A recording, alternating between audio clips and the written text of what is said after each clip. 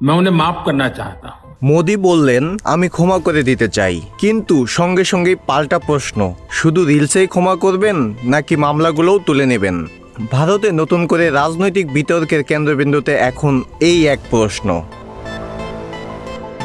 দিল্লির যন্তর মন্তরে আন্দোলনের সময় প্রধানমন্ত্রী নরেন্দ্র মোদীর বিরুদ্ধে কটূক্তির অভিযোগে এক কিশোরের বিরুদ্ধে মামলা হওয়ার পর সামাজিক যোগাযোগ মাধ্যমে একটি ভিডিও বার্তা দেন মোদী। সেখানে তিনি বলেন, তরুণদের ভুলের জন্য আজীবন শাস্তি দেওয়া উচিত নয়, আদালতে টানাটানি বা সামাজিকভাবে হেনস্থাও নয়, বরং তাদের ক্ষমা করে সামনে এগিয়ে যাওয়ার সুযোগ করে দেওয়া উচিত।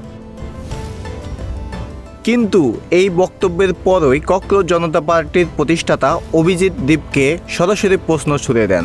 সামাজিক যোগাযোগ মাধ্যমে তিনি লেখেন, বন্ধু, শুধু রিলসেই ক্ষমা করবেন নাকি মামলাগুলোও প্রত্যাহার করবেন? দীপকের দাবি, যদিও সত্যি ক্ষমা করার মানসিকতা থাকে তাহলে আন্দোলনকারী শিক্ষার্থীদের বিরুদ্ধে দায়ের করা মামলাগুলোও তুলে নেওয়া উচিত।